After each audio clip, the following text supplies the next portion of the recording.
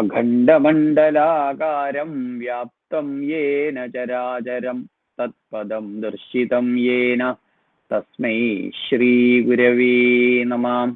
ഓം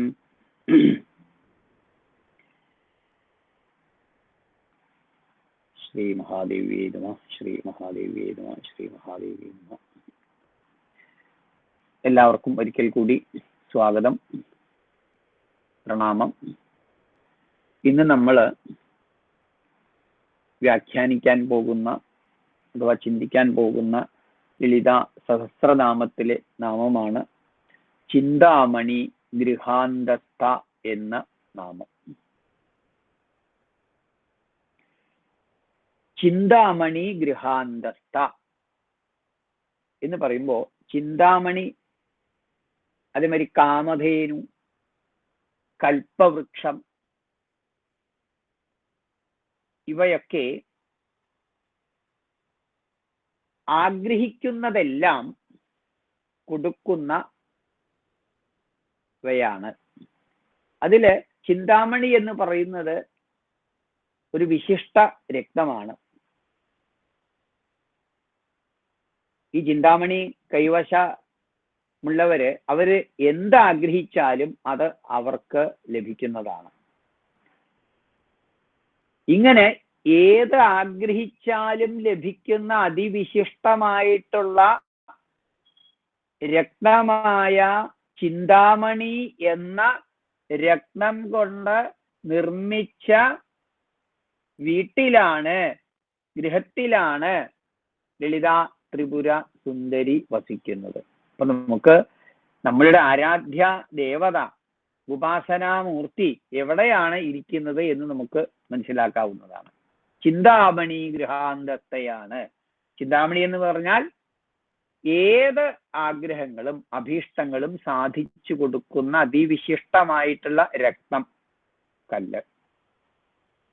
ആ കല്ലുകൊണ്ട് അല്ലെങ്കിൽ ആ രത്നങ്ങൾ കൊണ്ട് നിർമ്മിച്ച വീട്ടിലാണ് ലളിതാ ത്രിപുര സുന്ദരി വസിക്കുന്നത്. ഇവിടെ സാധാരണ നമ്മള് വീട് വെക്കുമ്പോ എങ്ങനെയാണ്? ഇഷ്ടിക, മണല്, സിമന്റ്, മരം, ഓട്, അല്ലെ? ഇവയൊക്കെ ചേർത്തിട്ടാണ് നമ്മൾ വീട് വെക്കുക.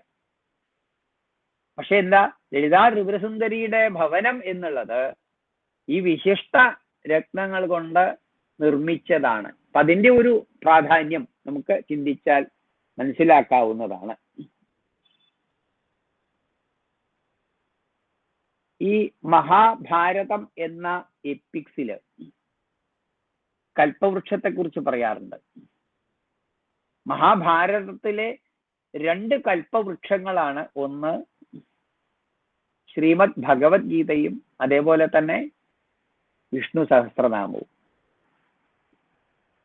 ഇത് മഹാഭാരതത്തിലെ കൽപ്പവൃക്ഷമാണ്. നേരത്തെ സൂചിപ്പിച്ചു, കൽപ്പവൃക്ഷം എന്നാൽ എന്താണ്? ഭക്തന് ആഗ്രഹിക്കുന്നത് എന്തും നൽകുന്നതാണ്. ഇപ്പൊ ഇവിടെ എന്താണ്? ചിന്താമണി എന്ന വിശിഷ്ടമായിട്ട് രത്നമാണ്. ആ രത്നങ്ങൾ കൊണ്ടാണ് ലളിതാ ത്രിപുര സുന്ദരിയുടെ ഭവനം നിർമ്മിച്ചില്ല. ആ ഭവനത്തില് ഇരിക്കുന്നവൾ എന്ന അർത്ഥത്തിലാണ് വാഗ്ദേവതമാര് നാമം കൊടുത്തിട്ടുള്ളത്. ദേവിയുടെ ഗൃഹത്തിന്റെ നിർമ്മാണത്തിന് ഉപയോഗിച്ചിരിക്കുന്ന കല്ലുകൾ തന്നെ ചിന്താമണികളാണ്. ചിന്തിച്ചതെല്ലാം തരുവാൻ അല്ലെങ്കിൽ തരാൻ അവയ്ക്ക് തന്നെ കഴിവുണ്ടെങ്കിൽ ആ ഗൃഹത്തില് സ്ഥിതി ചെയ്യുന്ന ആ പരാശക്തി ഉപാസകനെ എങ്ങനെ അനുഗ്രഹിക്കുമെന്ന് പറയേണ്ട കാര്യം ഇല്ല, അല്ലേ? അതായത് ദേവിയുടെ ഗൃഹം തന്നെ ഭക്തന് എന്തും നൽകുന്ന ചിന്താമണി എന്ന രത്നങ്ങൾ കൊണ്ടാണ് നിർമ്മിച്ചിട്ടുള്ളത്. അപ്പൊ അതില് ഉപവസിക്കുന്ന ആ ദേവിയെ പ്രാർത്ഥിച്ചാൽ, ആരാധിച്ചാൽ, ഉപാസിച്ചാൽ ഭക്തന് എല്ലാവിധത്തിലുള്ള അഭീഷ്ടങ്ങളും ലഭിക്കുമെന്ന് നാമം സൂചിപ്പിക്കുന്നുണ്ട്. ചിന്താമണി ഗൃഹാന്തസ്ഥ, ചിന്തയാകുന്ന മണിഗൃഹത്തില് സ്ഥിതി ചെയ്യുന്നവൾ എന്നും നമുക്ക് ഈ നാമത്തെ വ്യാഖ്യാനിക്കാവുന്നതാണ്. അപ്പോൾ ഉപാസകന്റെ, ആരാധകന്റെ ഹൃദയത്തില് ദേവി സ്ഥിതി ചെയ്യുന്നു എന്ന് നമുക്ക് അർത്ഥം മനസ്സിലാക്കാം. അപ്പൊ വളരെ ഭക്തി ശ്രദ്ധയോടുകൂടി ഈ നാമത്തെ മനസ്സിലാക്കി അതിൻ്റെ അർത്ഥവ്യാഖ്യാനവും ഉൾക്കൊണ്ടുകൊണ്ട് ലളിതാ സഹസ്രനാമം പാരായണം ചെയ്യുമ്പോൾ ഭക്തർക്ക് എല്ലാവിധത്തിലുള്ള അനുഗ്രഹാശിസ്സുകളും ലഭിക്കുമെന്ന് ഇവിടെ സൂചിപ്പിക്കട്ടെ. ഒരിക്കൽ കൂടി എല്ലാവർക്കും ദേവിയുടെ അനുഗ്രഹാശിസ്സുകൾ ഉണ്ടാവട്ടെ എന്ന് പ്രാർത്ഥിച്ചുകൊണ്ട് നിർത്തുന്നു. നന്ദി, നമസ്കാരം.